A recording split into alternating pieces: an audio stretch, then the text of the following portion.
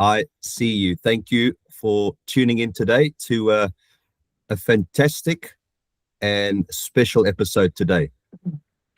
Today I have Nectarios Otto. Is that correct? That's correct. Nectarios Otto, and what a name! And the name will explain a lot of things in this video, in this episode today. And Nektarios is with me today. I met Nektarios at the Greek Orthodox Church in Pretoria, and it's hard to miss Nektarios because he is a.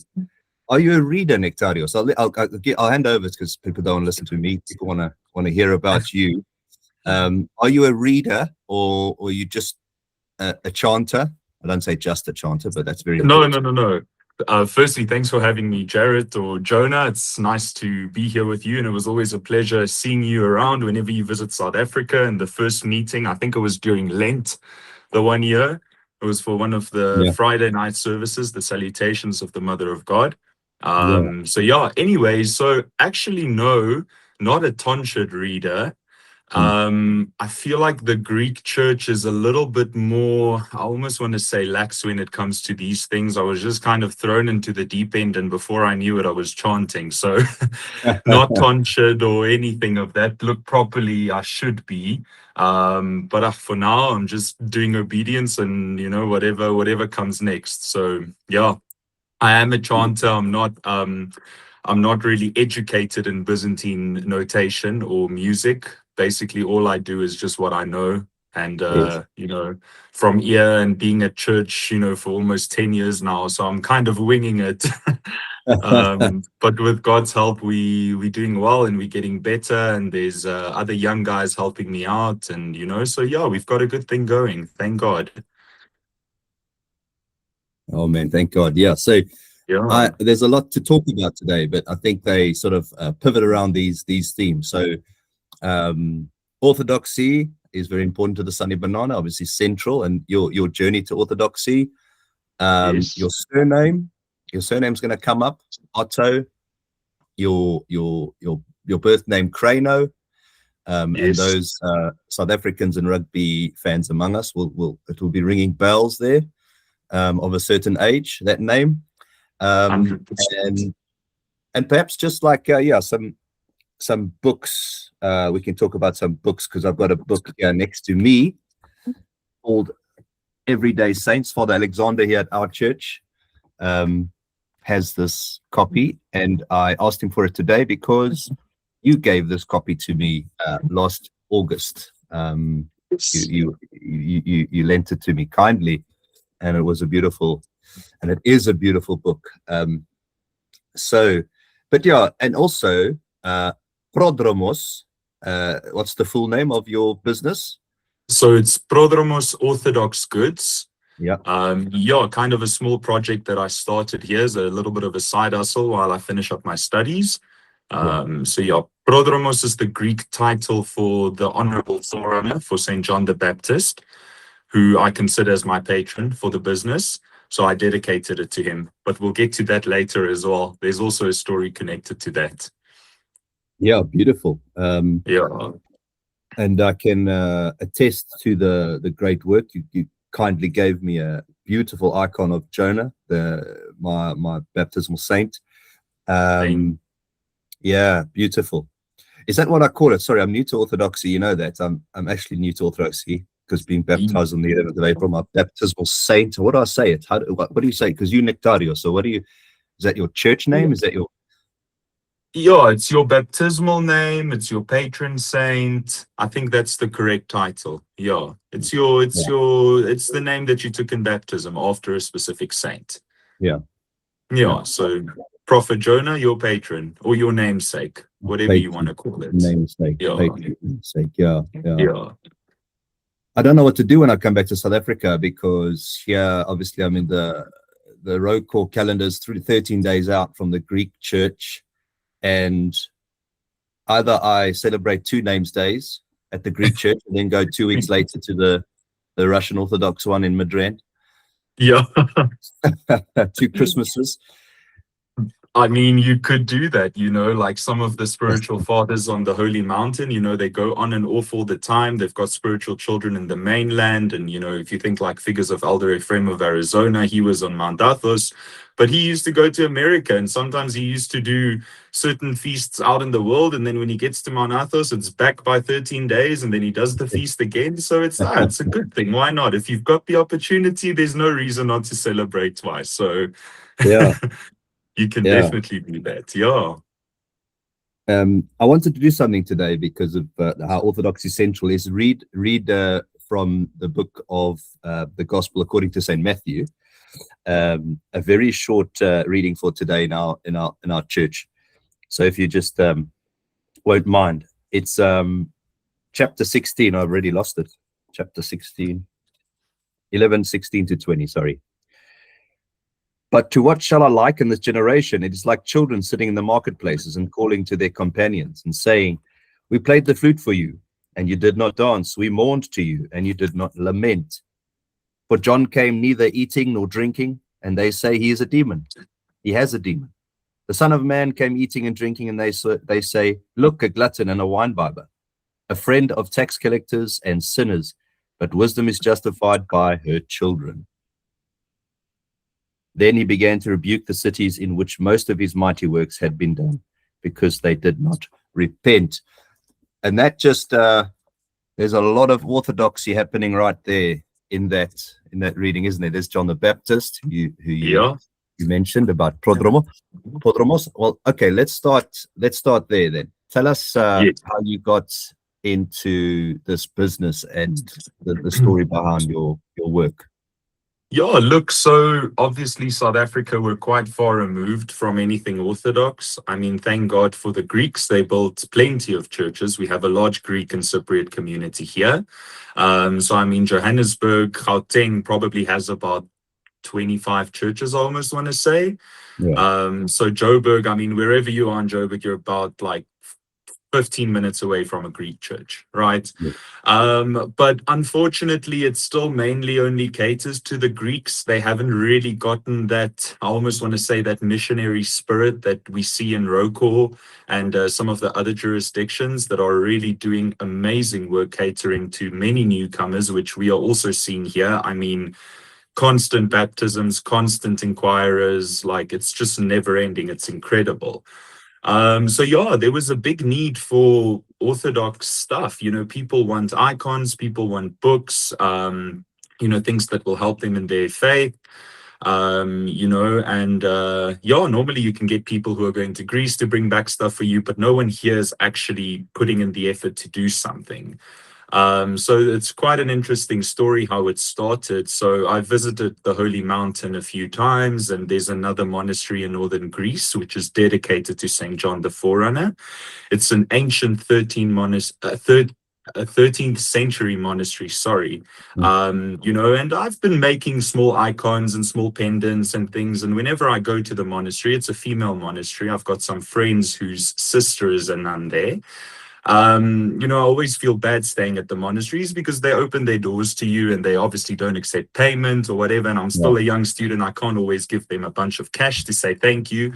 So I would make them these things, and some of the nuns actually told me, they're like, look, you've got something good going on here. Why don't you start doing this in South Africa? So it was with their encouragement that I started this. And I thought because they encouraged me, I'll kind of give honor to their patron saint, to St. John the Forerunner, and dedicate the business to him. So that's why it's named Prodromos. Yeah, so that's it. And I've been busy with that kind of while I finish my studies, just as a little bit of a side hustle. But it's very rewarding, and knowing that, icons are going into people's homes, like I've got so many people from Russian to Greek to newcomers, like everyone's interested. So thank God, and I hope to see it grow, and we'll see where it goes. We'll pray for that, brother. Yeah, that's beautiful. I mean, I was going to ask because people ask me, you're going back to South Africa. Our church is very mixed. We've got maybe 10 Russians, Ukrainians, and then there's Latvians, and then there's Romanians. Although the Romanians have a very strong community in England, so there's a lot of Romanian churches, and they normally go there. But then half of it's British, English, me, white, South African. Yeah. They go, how are you going to, carry on church? Because they think South Africa, and they think. I said, don't worry, the Greeks are there. The Greeks have done very good work in the past, and they're there. And there's one Russian Orthodox Church in Midrand, so we're going to make it work somehow. You went to Mount Athos. I went once as a catechumen this February, and you reminded me of a story about the pay. You feel bad that you can't give them enough money or any money. And then, but one morning I wanted a coffee and I wanted to draw money because they had a shop there. And I said, could I get money from you, and then I'll buy a coffee? And the monk just gave me £5, like without. And I went, hold on, no. And he was like, and that night I just cried in my cell, as it were. Just beautiful. Very small, £5, but it was just a beautiful thing. And the one thing, very, very typical. They'll do stuff like that. Yeah. So let me get to my question. Sorry, I'm boring everybody. Yes. No. Even in South Africa, you say there's quite a hunger for this ancient faith that we are involved in now. This you say, because you said earlier about the Greeks don't have that zeal of let's say Roko or the mission spirit, which Orthodoxy is very different to evangelical Christianity. It doesn't really go out on the streets and bang the drum, but it does 100%, yeah. does live it. It does live it, and it draws people in a different way. Is there that sort of, because we had 11 baptized of 25 to 40 in that age range? Amazing. Yeah, look, I think back to the days when I came to the faith, which we'll probably get to. I was still a young teenager. And I mean, the only non-Greeks that were in the church were non-Greeks who married Greeks who had to become Orthodox. So, I mean, there wasn't even a little bit of a community of non-Greek or non-ethnic newcomers to Orthodoxy. I don't like the term convert, because I'm Orthodox. That's how I like to identify. And look, God bless the Greeks. If it weren't for them, we wouldn't have churches. I do think some communities are a bit more like mission oriented, if I can put it that way, where they really do have the initiatives and the resources to deal with newcomers. But I really think, I had a meeting with our president. So in South Africa, the churches are kind of divided into Hellenic communities, which is almost like an umbrella term for the church. But normally you get the Hellenic community of Pretoria or the Hellenic community of Germiston and Johannesburg, so it's kind of the church and the Hellenic community. They do the cultural stuff and all of that.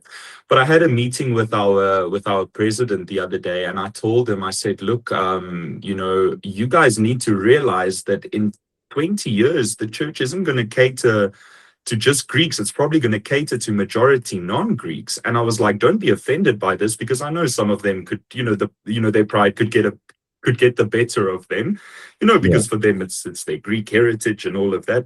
And surprisingly, he said, look, Nektarios, I know this. I don't even think in 20 years, I think in 10 years. So I'm like, okay, well, I don't have to tell you anything, but thank God, I think if there's a willingness, and I think if God has really, opened the doors for someone to find Orthodoxy, you'll push it through and you'll be there. It's very important to approach it with humility and not get there and expect things to go your way, or like, oh, they should do more English, or they should, give me attention, or this or that. That's not how, it's not there to coddle us. It's there to challenge us to be committed and then take it from there, and good things and blessings will come in due time. Yeah, beautiful. No, like like our reading this morning said, until they repent, and I've learned a lot in the 3 months I've been Orthodox, or 2 months, and you said in the beginning, obedience. And I'm not going to church to get something from God. I'm not going, what can I get today? What can I get? What message can I receive? although on some level that's true. But what can I give in obedience, in repentance? And your repentance is like the key to heaven. It's like what's beautiful about the Orthodox liturgy is you're witnessing a foretaste of paradise, of what it's going to be like, or is like.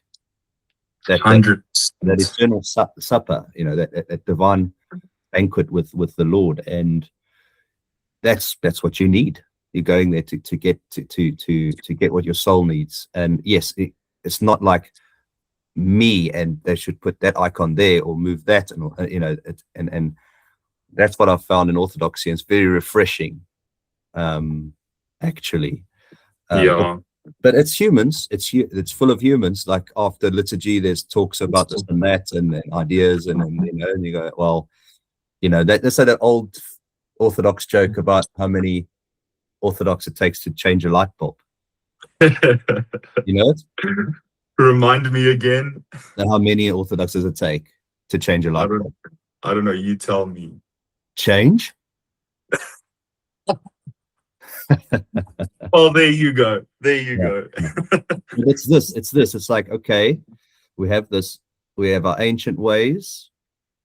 We have our cultural connection to that. And I'm going to speak to a guy, also an Australian guy, who's was baptized Orthodox, Greek Orthodox, but only now in his late 30s has he come back to the church and renewed that. And he said to me, guys like us who've just been baptized, we've researched it, we've looked into it, we come for a reason, we've come wanting nourishment, and we know why we're there, which challenges those who have been there since the beginning, and it's just rote, or it's just become what they do on a Sunday. It must infuse your whole life. So it's actually a great time. It's an exciting time. So let's use that as a segue into the church then now. So Nektarios was Krano, and I suppose that's a good introduction to say to ask you, as an Afrikaans, were you Dutch Reformed? Baptized as a child, but we mainly went to non-denominational contemporary churches, if you know what I mean. Yeah. Yes, there's a lot of that in South Africa, in all the different cultures. Take us through as much detail as you can, and what you're willing to share with us, your journey to the Orthodox faith. Yeah, so as I said, baptized NG, which is Dutch Reformed, probably the church that's most tied to the Afrikaner culture in South Africa. We did go to church growing up. I do come from I would say faithful family, not overly religious, but that's another topic, because Afrikaners like to kind of say like, oh, I've got Jesus in my heart and that's enough, It's become quite the popular thing. But I think from the age of about 7 to, let's say, 10 or 11, we were really involved in our church. We used to go every Sunday. For me, faith and Christianity was always really something that I treasured from a young age.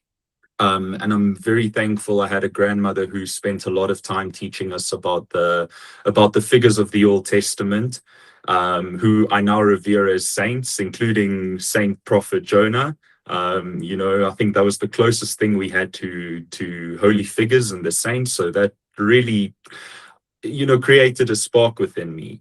But it's very interesting, from a very young age, I always felt that it was lacking. There's a Matushka, a priest's wife that I know in Canada, and she said it so beautifully. She says, like, contemporary Christianity leaves the already malnourished soul starving.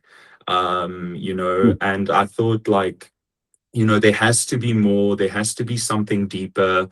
I didn't know any better. So I was like, maybe Judaism is like the, like the real thing, like going back to that. And, I mean, I Yeah. was still young, but I kind of heard about all these things like Messianic Judaism, where they kind of keep the traditions of the Jews or whatever, but they still believe in Christ. And then as I got a bit older, I was like, okay, well, maybe Catholicism. I mean, they seem like they've got the traditions and all of that stuff. I knew it had to be old, Yeah.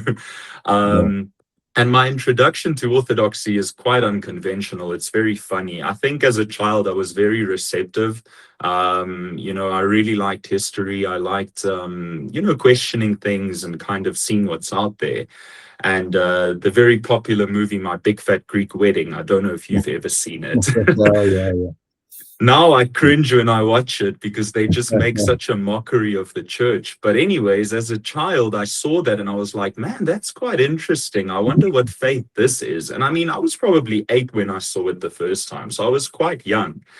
So I kind of knew about the Greeks and their religion, if you will. And obviously growing up in Pretoria, we've got the Greek Orthodox Cathedral, actually. It's the biggest Greek church in South Africa. It's a beautiful big church. You've been there. Quite in a prominent spot. It's right opposite the University of Pretoria. So everyone knows about it. The hall gets rented out for all the major events. So I knew about the Greek church. And obviously, as is all over, Greeks own a lot of restaurants and cafes and supermarkets. So I used to go into the supermarkets and I used to notice the icons that they had. Some of them would have just one small icon in the corner somewhere. Some would have plenty of icons on the wall. And I was like, oh yeah, like Orthodoxy. I knew about it and it stayed in my mind. So I think when I was a young adult, I was probably about 15. I was like, okay, I think I'm ready to kind of figure things out. Obviously, it was difficult, like coming from a Protestant family. They kind of, especially Afrikaners, there's a big opposition to anything that seems remotely Catholic. There's a big history there with the Afrikaners and the Protestant heritage and fleeing from the Catholics and, persecution and all of that stuff. So I think for them, they didn't really understand it. But my dad is a very good man and he very much encouraged me to figure things out. And he was very supportive throughout all of it. So yeah, so when I was I was researching a lot, as much as I could take in, kind of looking at Catholicism and Orthodoxy, but eventually Orthodoxy just made more sense to me than anything else. So yeah, when was this? I think it was 2015, I started going to the Greek church.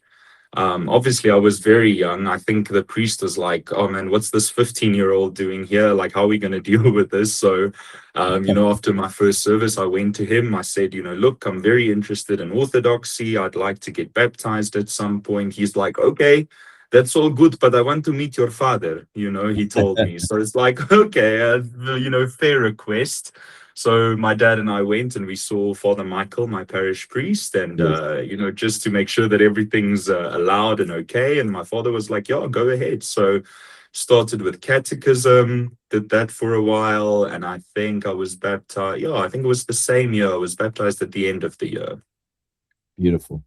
Yeah, so that's it, eh? But it was a long journey and lots of challenges. And, I think, it's difficult when people don't know it. I think, I think you can attest to the Afrikaner culture. They're quite, there's a lot of good, and I'm very thankful for my upbringing. There's, I think when it comes to moral stuff and all of that, we're very good with that. But when it comes to anything remotely foreign, they can be quite hard with these things. So I've had a lot of debates with family, and some of them still don't even understand what Orthodoxy is now after I've explained it to them in the simplest of forms. They still like, why do you guys think that you are the only right ones? And I'm like, okay, we do believe that, but we don't say that as a way to convince people, because that's fruitless. Yeah. So, Exactly. Beautiful. Thank you, brother. So on that last point, because I've got a terrible memory. No, I listen to a lot. Don't worry. There's a lot. There's beautiful stuff there. But on the last, I found like what I say to people, I just say, come and see. Yeah. I don't try and explain this and that, and because Orthodoxy has to be experienced, it has to be witnessed, tasted, and all your senses are invigorated when you come into an Orthodox church, and you just need to go there and pay attention and see. And I've never been so like that before. In my previous church, I wouldn't want, as she said, I wouldn't invite people like that, like I do now. I just say, come and see, in the beginning, you said something about Jesus is in my heart and that's all that matters, and all this, why do you need this? I also get that.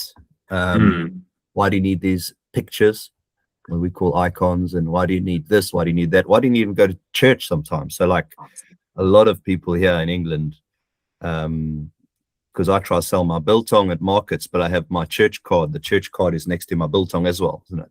And it sometimes opens up conversations about faith in the church. And, many people go, yeah, but you don't have to go, it's just anywhere, you can go anywhere. And, I bite my tongue in those moments and say, I remember a story of it's a monk being asked also, like, God is everywhere. This person's asking this monk, God is everywhere. Why do I have to go to church to worship him? And the monk answered, well, water's everywhere, right? Clouds, it's drifting there, sometimes there, in the pond there, it's everywhere. But you have to go to the fountain to drink it. 100%.